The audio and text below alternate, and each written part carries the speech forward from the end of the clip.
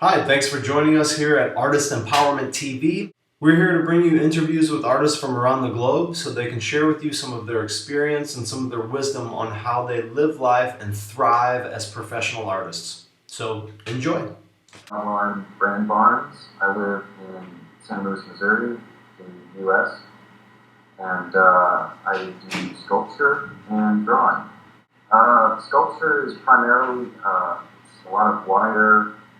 They look kind of like outlines or frames, sort of that you can imagine a building sort of without the walls. The thing that really enriched my education was the artist lecture series on Fridays. Also, just talking to other artists and people who have been successful or at least like continue to make work. They always were able to give me some like real life perspective on what that means. I'm coming to you because you are one of those people that always continues to make work, and you have kind of like a voice with that. The thing is it's always sort of demystified it for me, and always kind of brought me down into reality on like what I should expect being an artist. So I want to provide that for people around the world that are watching this channel, and yeah. So I thought I would talk to you a little bit about that. So maybe we can just start by, if you could talk a little bit about your experience, like as an artist and just like as a human being. I mean, as an artist, it took me a while to find sort of the way that I wanted to make my art was something that I struggled with for a while. It wasn't until, I'd always been making, like drawing and stuff since I was a little kid. And then I ended up in college not really having any particular direction. And then through just being there and taking different classes, I had a few really good instructors who sort of guided me towards sculpture. And I was fortunate enough to have some really good sculpture teachers that that really just like enrich the whole sort of experience of that. And so I just found myself going into sculpture, just trying everything that I could. I was just really into the 3D medium. And so, but even then, I think I was a sophomore when I decided I wanted to be a sculpture major. And it wasn't until my last semester, when I was a senior, that I finally knew the kind of sculpture that I wanted to make. And he sort of encouraged sort of laterally thinking about the concept of drawing in terms of like what could be a drawing. And so I started thinking about the idea of like three-dimensional drawings. Doing these drawings, but I'm building the drawing. I kept making more and more of them, and I would see like, oh, what happens if I change the color of them, or what happens if I take them and shine a light on them, take a little shadow. And it was just a lot of experiment and a lot of just doing the same thing over and over again, changing little things here and there. It's almost like artists that really push their medium, like whatever they work with. It seems like they take that scientific approach, especially if they have one thing that they're focusing on. You can make little tweaks and sort of find out what works and what doesn't for you. Are there 3 things that you could point to that keep you making? And also maybe one of those things could be something that you do, or a principle or a value, or maybe even a habit that you do that not only keeps you making, but keeps you showing your work. It's just a thing I keep doing. I can't seem to stop. Even when I think I'm going to. That's really what it feels like. It's just, oh, I have a few hours to kill, and even if it's just, oh, there's an empty page in my sketchbook, I'll draw something out. I'd have to keep doing something. I wanted to point out that you did a project, the 365 days you drew something every day, yeah? Yeah, so that was after I graduated. Uh-huh. Even if it was something, they were terrible, most of them, but I needed to make something every day, and just to put myself in a headspace where I was still thinking about art, still making art. You inspired me when you did that. You inspired me to do the Artist 365, and I actually started the blog, and I think I got 20 days in, and then so I was featuring an artist every day, and it was just, man, it was just, That's a lot. I mean, that's a lot of work from what I was doing. I thought it would be easy I thought artists would easily, send me all their stuff and that would be easy, but that was definitely not reality, man. I got like 20 days in and I just thought, man, I don't have time for this. When you find that you're trying to draw, 365 different things, and I think there was like twice I made a sculpture, and sometimes I got cheap and took some photographs, just something easy, but like that I thought would be, it was something conscious. It was a conscious decision to take a photograph for the project. What did that do for you? I got a few good ideas out of it, and they got better for it. As far as my, if I look at some of my older work that I kind of remember being good, and I look at it now, it's like it definitely it helped hone what I was doing. Mm-hmm. When you're doing something that often, you can say like, I'm going to try this out today. Nope, that didn't work. I'm never doing that again. How about this thing? Oh, I like this. I'll try it. I'll work on it again tomorrow or something. There's this concept in artist organizations and business, and even with artists and science, and it's basically the concept is that you create a situation where you can fail quickly and rapidly a lot of times over and over and over again, and it creates resilience and it creates adaptation and growth.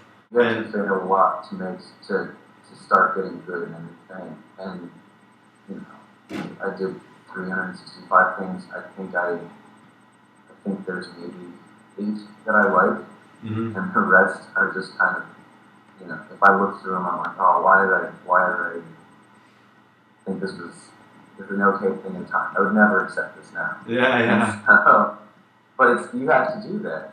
Any other like values or kind of pillars that you look to or that you can point to? I'd say that there's always room for growth in my work, or at least that's how I do my work. Is that it's like, okay, I have this thing, I know, and that this works and this works, but I think like, okay, well, I can do more with this, and if I don't, no one's going to do it. I feel like I need to bring this stuff out and make it, because I don't know anyone else who makes work like me. There's similar stuff out there, sure, but and I don't want to. I don't like thinking that there's work that I could make, and when I haven't. So why don't we talk a little bit about your experience showing in galleries and your experience with being a professional artist, so to speak. I'm not sure how you could define that, but I sort of define that as someone who is doing what a professional artist does, whether that means they're making 100% of their money from their work, or even if they're not making hardly any money from their work, but they're in the gallery scene, or they have everything together and they're prepared to be an artist. So what is your experience with being in the art scene as a gallery artist and as just an artist in general? I don't show a lot. There's a local gallery that has interest in me. I show with them about once a year, and then I used to try to be more aggressive about showing. I used to show a lot, but it's been difficult for me to get into. I want to say, like, if you can imagine the gallery system as being tiered in terms of quality, I've been struggling to break into the next tier. Um, and What do you mean by quality? I guess you could say where the work is picked and it's there to go with the other work, and it, just more thought out, complete ideas as far, because the thing about the galleries is that you can see it as a way to you can see the gallery system as a way that there's exposure, but then it can be this experience that enhances the art, and so because everything looks different, you get it in the gallery with a light on it, and there's other work around it, and all of that work is informing the other work. Because when you have just a group show with 30 other people, even if it's a themed show, that work is all going to be fighting with each other unless it's properly curated. Yeah. And so a lot of visual conflict. Yeah. Yeah. And my work tends to be so different that it's you're not going to find other things that it's jarring when you see my work next to, say, an abstract colorful painting, and where it was like, okay, this sculpture is going to go next to this sculpture because the two help each other, and I want to do more of those. I worked at a gallery as my day job, and then I ran a gallery for about years. And that was after you guys did pop-up. You did your pop-up show for that month, and I had a friend who was generous enough to tell me that if I ever wanted to do that, I could. And then I completely abused the privilege and set up shop for a year in her apartment. Man, that went on for a year. I didn't realize it was 12 months that went on for. I think it was 11 months, and there was 1 month that I took off. I'll put a link to that so people can check that out if they want. Yeah, that was a cool experience, man. It was one of those things where I was like, okay, I'm going to take $150, I'm going to drop it on a gallery, and I'm going to do shows the way that, like I said, like I was complaining earlier, I wanted to do shows that I would be proud of the way that I wanted to do them. And so I took very deliberate steps to say, like, okay, so for most of these shows, I want to have more than one artist.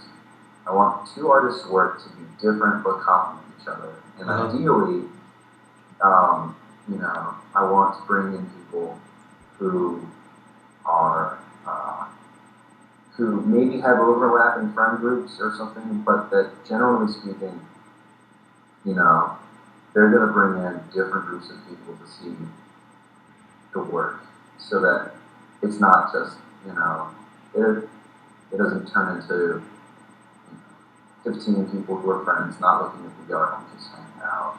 I would call that a professional practice as an artist for sure, man. I mean, curating artists and what you're describing is really, I think it's kind of like the next level in a way. I mean, of course, as artists, we have to continue to keep our own practice going for our own sanity, really. But I think that is sort of a social service that you're providing for younger artists or just artists in general, and for the community. Well, and that was kind of the thing too. Is at the time I'd been out of school for 3 years, and I knew how difficult it was to get a show in a space that looked nice, and not have to, and where you weren't just showing one piece with a bunch of other people. You could bring your sort of breadth and of work and be like, these are my things all together, and you can really appreciate what I'm going for. You can see it all at once. Mm-hmm. Yeah, I mean that for me definitely the pop-up project, and then the fact that you started that year-long project. I mean definitely kind of gave me hope in a way for the field of fine arts, that I don't have to submit to what the system is like. I can create my own. I can curate my own thing, and I think that really, if we can go off on a philosophical topic, I mean that's really where the collective consciousness is right now. I think, like, with our generation especially, people want to curate their own lives. You have Pandora, and you can create your own stations. You can go online and subscribe to podcasts, so you don't have to hear anything that you don't want to hear. The same thing with visual arts too. It's like Instagram, and all of technology is leading into this direction of self curation. You sort of curate the information that you bring into your own lives. So you can self curate, but don't let it stagnate. Everything has really changed in the last 40 years. Not just, I mean, everything has changed in the last 40 years. Literally, almost everything. And now, the gallery scene is kind of an old model. It still works in some ways, but it's definitely changed, and a lot of it has sort of expired. And I think that, before, you used to be able to have representation from a few galleries, and then you're good, and you just paint and sell your work, and it's that simple. But, these days, scarcity on art is just not there anymore. I mean, everything is available to everybody always with the internet. So, now it's kind of, for the most part, aside from a few obvious exceptions, I think artists really have to be an entrepreneur as well. So you can't necessarily spend 8 hours a day or 10 hours a day painting in the studio. You have to spend 6 hours or maybe 5 hours painting, and then you have to spend a little bit more time, promoting your work, or reaching out to galleries, or contacting publications or whatever, to really and building your contact lists. And so now the artist kind of has this responsibility to do all of that stuff. And I don't know. I mean, I don't know if it's necessarily a bad thing either, because it's a bit more work. It gives artists new skills that they can use in other areas of their life, and they don't have to pay anybody to do that stuff. So it's kind of like a skill, I think, that artists should learn how to develop if they really want to make a professional career out of it. If you're going to go into sculpture, you have it doubly hard, because you can't get a sculpture from a picture online, especially something like mine, where it has it's hard to photograph it in general. Yeah. It's just overlapping thin lines. You have to move around it to really understand the volume of it. What message do you have for the aspiring artist? To anyone who's considering getting into the field of fine arts and really jumping in, I mean, do you have a message for those people? Make art. You can always find the time if you're looking for it. I have 2 jobs, and I still make art. Learn to be informed learn to be able to see your art from a third person viewpoint. That's great. I understand what you're saying. I mean, you're saying get some distance, like see it from someone else's perspective. When you're in art school, you're told to, engage in constructive criticism about people's work. But I think,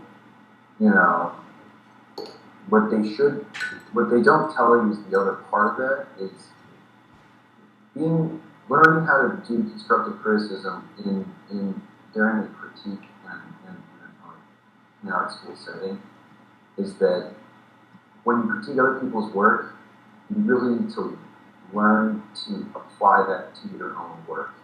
I would kill to have a group of art students come in and look at the work that I make and tell me what they think about it, but you don't get that once you're gone. And so you have to learn to stand back, look at it, and say, well, this sucks, this doesn't, and not to kid yourself when something doesn't work, even if you really want it to. This thing that I think every artist goes through,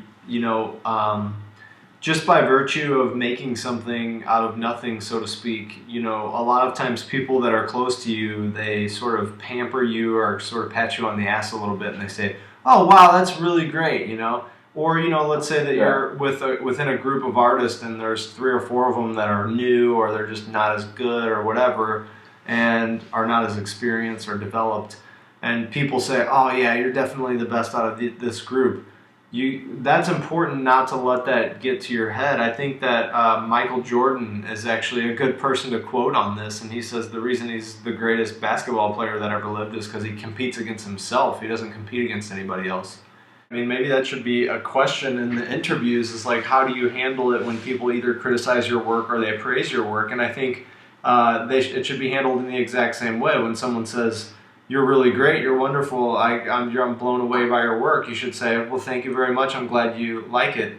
And then if someone says, "Well, your work is shit and I don't like it and it's not developed," and you say, "Well, thank you very much, I appreciate your input." It should always be Right. like, it should always be that. It should never be like, "Oh no, my work's not that good." And it's not really, because then you take that person's joy away from them by saying that. I think the main thing is that you need to hold, like, you have to hold yourself to the same standard that you hold other artists at. And like, if someone makes a painting, like that painting is terrible, but but then if you go and make the same thing, you need to learn. You need to be able to have the sort of self-awareness to go, this is also terrible, but I'm going to get better.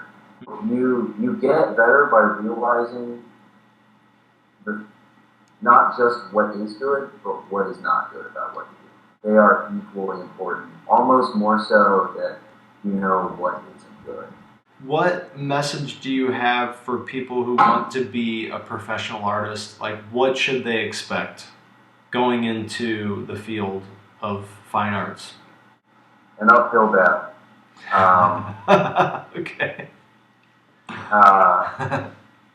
There's a lot of work.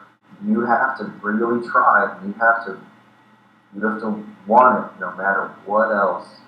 And you're gonna find people who like your work, and you're gonna find people who don't like it. You gotta appreciate both. And it's what you're trying to do, and it's what you want to do. It's rewarding. Uh-huh. Oh, I think you hit on a really important point. I mean, and this is one thing that I'm trying to draw out of the interviews and doing multiple interviews. I'm noticing some themes coming up. And I think what you just said about, your work hanging around and only a few people seeing it, and it's just as satisfying to you. It goes back. It goes back. It goes back to the same thing that other people say, and I feel the same way. It's like, if you don't enjoy the process of making it, then you should probably not make it. If those drawings were down the street in the Contemporary Art Museum, yes, that would be more rewarding. But but knowing that that's not where they're going to end up didn't stop me from making them. Yeah. People who do creative things, whether it's art or in business or in science or whatever the field is, when they're doing something new and creative, it's almost always an uphill battle. And anything that is worth doing is an uphill battle, because it hasn't been done before, or it's being thought of and manifested in a different way that's never been done before, and it's being creative. And I think on top of that, artists maybe have a double battle in that way, because it's not necessarily something that's functional in a utilitarian sense of the word. So they have this kind of like, not only are they creating something new and they're bringing something new into the world, but the outside world sometimes can't justify it because it's not a utilitarian thing necessarily. So I think that that's a good message, that it's an uphill battle. I mean, the life of an artist isn't always, and actually most of the time is not, the easier, softer way, because it's much easier to take a job at a cubicle, or it's much easier to wash dishes somewhere. Or even just like, if you wanted to say like, I'm going to go and be a baker, you can convince people to go out and buy food. Yeah. A lot easier than you can convince someone to go and buy a drawing. Well, I think that's a good point. I mean, it really depends on like what kind of artist that you are, but if you do have the ability, or if you're willing to push yourself beyond just your painting, um, I think it's important to do other activities, and it's okay to feel you can feel good about those things because they inform your art. Like for example, you did the curation project, and you're working at a gallery, and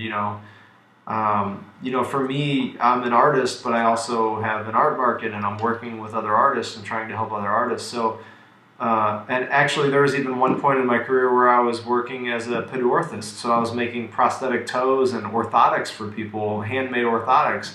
And I used the casting process in my work as well. I was doing casting people's faces as well. So, I mean, I think as long as it can inform your art and feed it in some way, it's okay. There's definitely avenues that you can take to make 100% of your living off of your art. Sure. But there's no shame in having another job that informs your art somehow, or branching out in the field of arts in order to make money that way. Absolutely. I mean, working at an art gallery, 100% changed the way that I hang my art. Thank you for your time, and thank you for joining us today and sharing your experience and your wisdom and your art with everyone. You're welcome. Yeah, and if you like this interview and you're still watching, make sure you subscribe below. And there's going to be more interviews coming out with artists from around the globe. So thanks for watching and stay tuned. Cheers.